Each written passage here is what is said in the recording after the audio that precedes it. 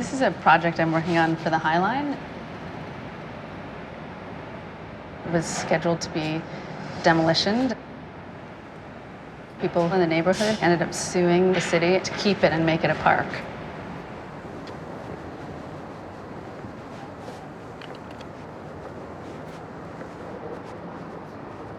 I really like this idea that natural wildlife survives in this intense metropolis. They didn't change the space that much. They really just framed the wildlife that grew there naturally over the years. The piece that I conceived was a kind of habitat. You have all of these birds, butterflies, insects there, and I wanted to make a location where you would observe them on the High Line. I did tons of research. The place that I really liked working with is the Cornell Ornithology Lab. They do these incredible urban wildlife projects. They were really helpful to talk about how this would work and what would come to it, what might not come to it. They're really trying to figure out how to get someone to look and observe for 10 minutes. And they'd said, 10 minutes of observation is an incredibly long time for a person. And this idea of slowing down and really observing, I think it's a really interesting idea also for visual art.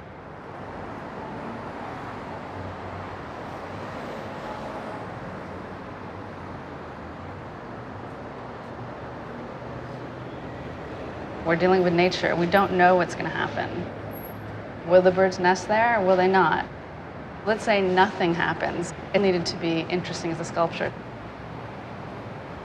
The thing that made me interested in the piece as a sculpture was this idea that I'm going to put the sculpture in a location where you have to walk through it. The walk itself becomes like a negative space in the sculpture, and that you have this very dynamic experience of it in that you see it from far away, and then in perspective it grows, and then you actually are in the interior of it, and then you exit. I think the High Line is very beautifully designed. There are all of these different areas where you can stop and look, and it frames the city.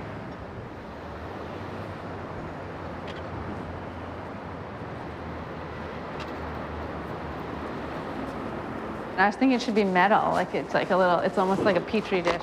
This is a one-to-one scale model of what I'll have fabricated. I like to have the pieces feel as if they're put together intuitively by hand in the moment.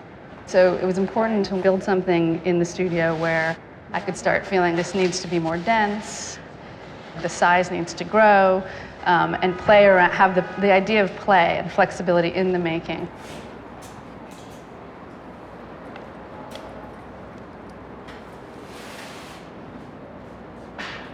One thing that was interesting about this project for me was that it was very hard to draw. I did all of these different versions of this idea of being split down the center to figure out in space how this would work, because the promenade cuts the piece in half. And this is the one that I chose partially because it has this spiraling up that's surprising. There's a ball that actually fits. You can use this. The negative space is actually round, and you don't really realize that until you get into it. So it was built around a ball.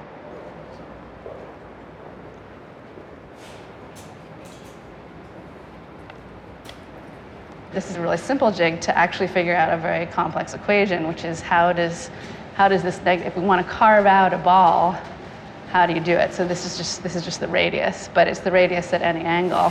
There is a center of the piece, kind of a Palladian idea. Even if you don't consciously realize you're in a negative space of a ball, and it has this kind of sense of being surrounded.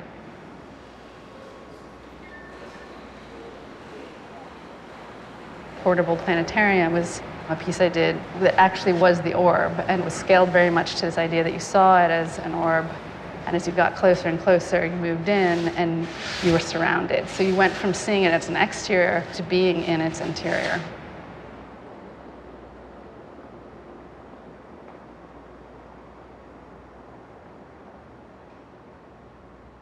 I'll photograph this piece over and over. One of the ideas I had about photography in relationship to the sculpture was that the photographs really become the memory of the piece.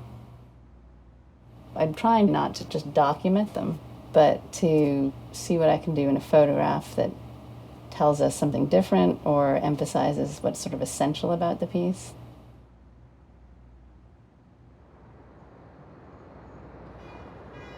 This piece is playing with one-point perspective to represent, to trick our eyes into seeing deep space. So it's kind of absurd to actually use that trick in real space. But then it's interesting in a photograph, but then flatten it out again. For me, it becomes more like a Russian constructivist drawing or a futurist painting, in that it's describing speed and movement, but entirely on a flat, still plane. It's also funny because these almost become computer images when they're flattened out. They're so crisp, right? Because they're so exactly in perspective, actually.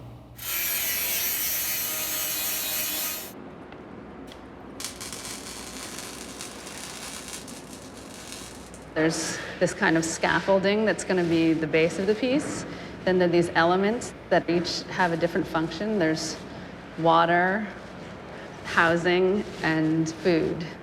And there are these different locations, and they're based partially aesthetically and partially on research and practical need for how this might work. Originally, I built these strings as a jig to measure. Right now, all of these boxes aligned should be parallel on the sides to these strings. All of the fronts and the back should be parallel to the blue tape. After I built it, I thought, I like this language. You feel the actual thinking process of trying to solve a problem. This string system was in and of itself, aesthetically, very interesting. So then this is going to become part of the piece. I was thinking it should be metal. Swivel down. These clamps may be completely decorative. They may not be doing anything, but they signify a kind of flexibility. To make the right angle. I mean, the only problem is this is gonna.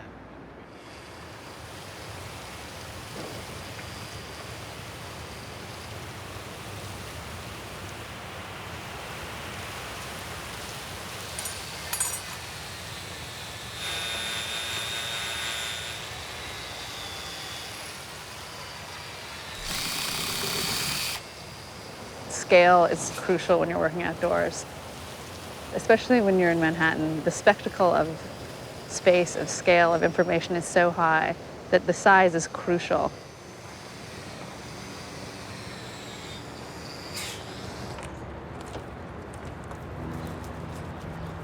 I'm interested to take a public piece and have it feel intimate. And then when you get there, you feel slightly embraced by the piece itself, slightly nested, which plays on the idea of the habitat.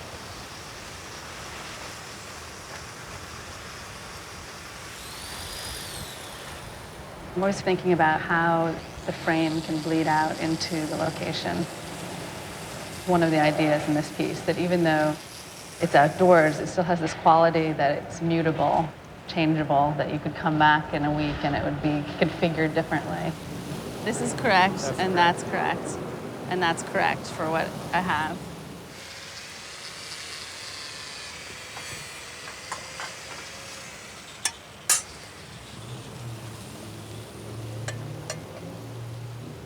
I studied architecture and painting, so I came to sculpture from those disciplines.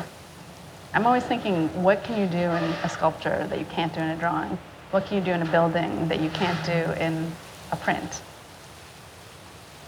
My father is an architect, so I grew up around models, plans, looking at construction sites, and also with his eye of just always talking about buildings and cities.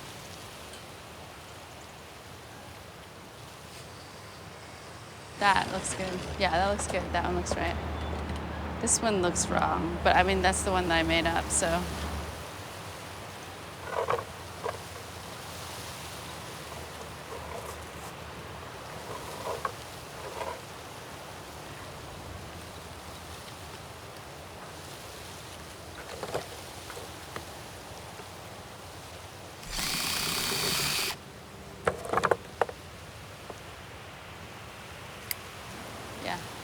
Because that creates like a rhythm from there to there to there. It's good.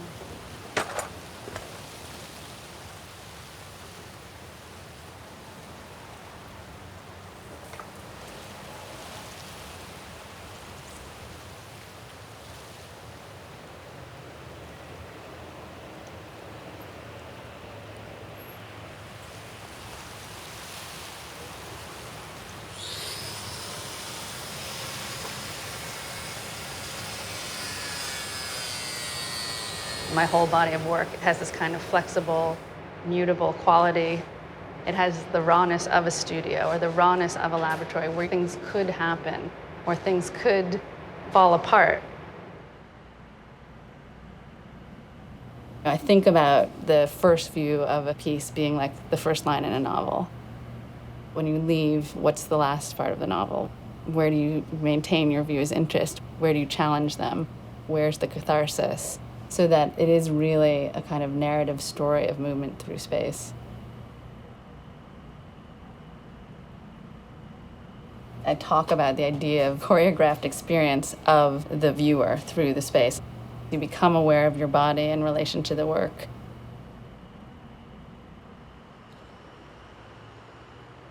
One of the ideas from the very beginning in terms of the materials I use was accessibility. A lot of the materials were things that you could get at a dollar store. They're very generic.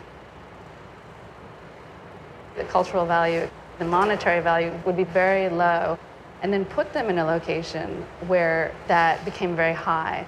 So the shifts in scale were really interesting to me, literally in terms of space, but also in terms of the profound and the mundane, the fleeting and the permanent. A piece that's always teetering.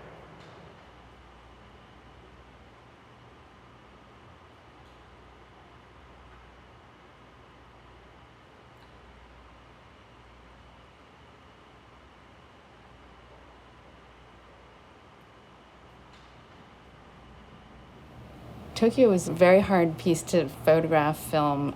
You have to see it in person, really.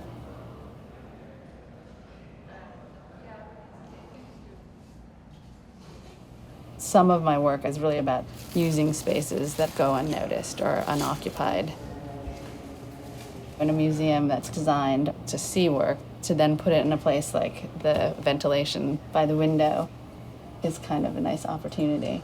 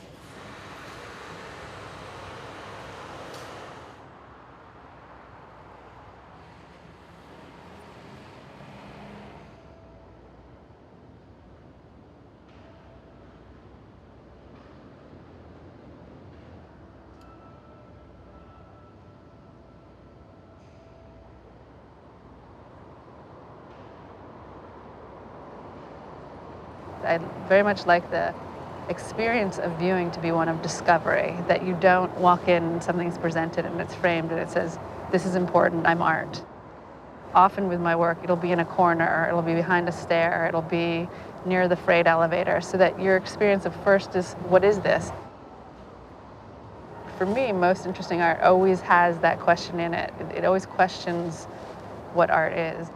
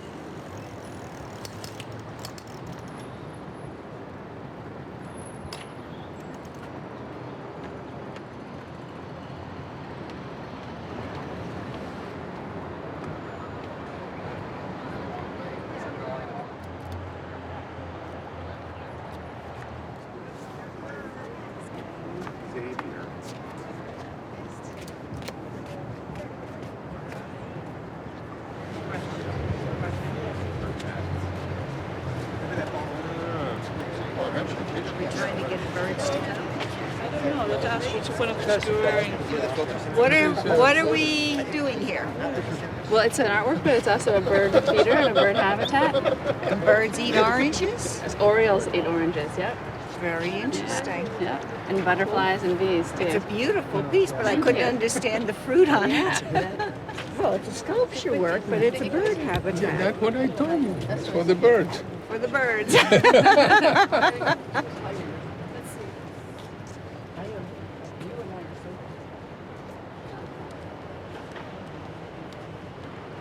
Somebody's put their own seeds in because we don't use these seeds. One of the things that happens in my pieces that have nothing to do with leaving things or for birds, but is that people actually in museums will leave objects from their pockets in the piece.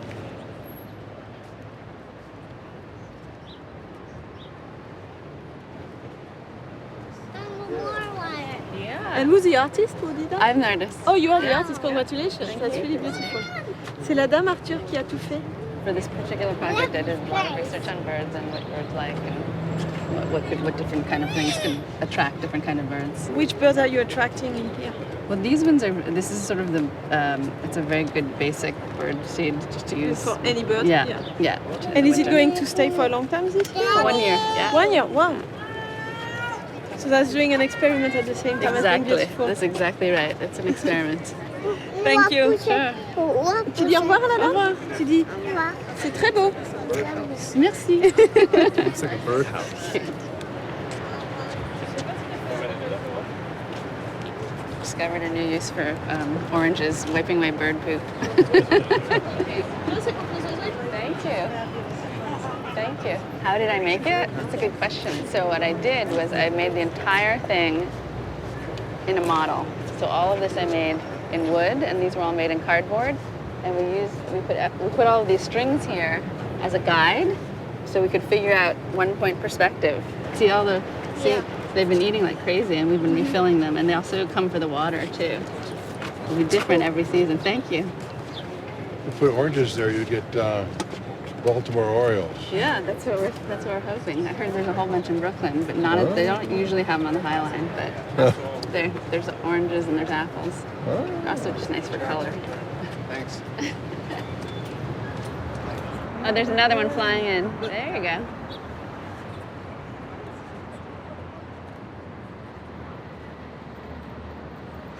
They're interested, they ask questions. It just blends in with the environment, blends in with the pathway. They're not questioning why it's there in the same way they often have with public art.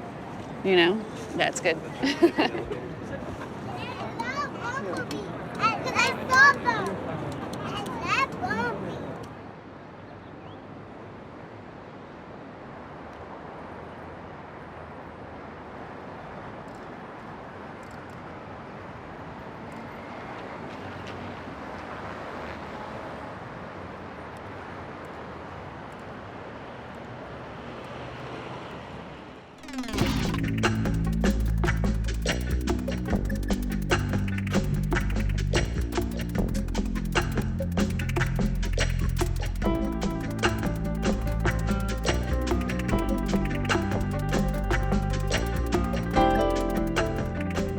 To learn more about art in the 21st century and its educational resources, please visit us online at pbs.org/art21. Art in the 21st Century is available on DVD. The companion book is also available.